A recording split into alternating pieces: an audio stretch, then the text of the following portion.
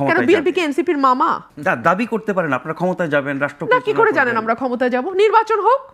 NCP যখন দাবি করে যে একমাত্র তারাই অভ্যুত্থান ঘটিয়েছে এবং আমাদের সিনিয়র নেতাদের সঙ্গে তারা যে ভাষায় কথা বলে টকশোগুলো তো আমরাও দেখি যে তারাই নাকি করেছে, তো তাদের তো তাহলে এখন বাংলাদেশের মানুষ যদি আওয়ামী লীগকে রিফিউজ করে এবং রিফিউজালের প্রধান একটা পক্ষ তো এনসিপি নিজেকে দাবি করে, তাহলে তো তাদের মানে গণজোয়ারে গণভোটে ভেসে 300 আসনের মধ্যে 290টাই পাওয়ার কথা, পাওয়ার পরে তারা এজেন্ডা বাস্তবায়ন করুক। বিএনপি তো তাদের মামা না, খালুও না, তো বিএনপি কেন তাদের এজেন্ডা বাস্তবায়ন করবে?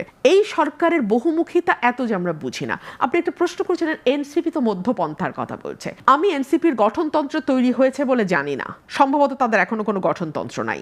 তারা ঠিক কোন আদর্শের উপর ভিত্তি করে রাজনীতি করতে যাচ্ছে সেটাও কিন্তু আমরা জানি না। আমরা তাদের রাজনীতিটা পুরোটাই দেখেছি আওয়ামী লীগ কেন্দ্রিক, আওয়ামী লীগকে ব্যান করো, আওয়ামী লীগের মানে সব পুরোটাই আওয়ামী লীগ কেন্দ্রিক। এর বাইরে তারা মানুষকে কি দেবে, তারা কি ডেলিভার করবে আমরা জানি না। তাদের দুটো দাবি, একটা হচ্ছে আওয়ামী লীগ নিষিদ্ধ করো, আরেকটা হচ্ছে বিএনপি কে দিয়ে সব সংস্কার, মানে বিএনপি যাতে তারা যা বলবে মামাবাড়ির যত আবদার আছে বিএনপি সবগুলোর সাথে তাল মিলিয়ে যাবে। এই হচ্ছে তাদের দুটো, মানে এখন পর্যন্ত মেইনলি তাদের এই দুটো জিনিস আমি দেখছি। তো এই দুটো আবদারের মধ্যে তাদের গঠনতন্ত্র কি, আদর্শ কি, তারা কি করতে চায়, তারা মানুষকে কি দেবে, তারা যদি আগামীতে রাষ্ট্র ক্ষমতা আসে। দেখুন নাজমুল ভাই, প্রতিটা দল কিন্তু নির্বাচনে যায় জিতবার জন্য, হারবার জন্য কোনো দল নির্বাচনে যায় না। সুতরাং প্রতিটি দলের একটা প্ল্যান থাকতে হবে যে আমরা ক্ষমতায় গেলে কি করব।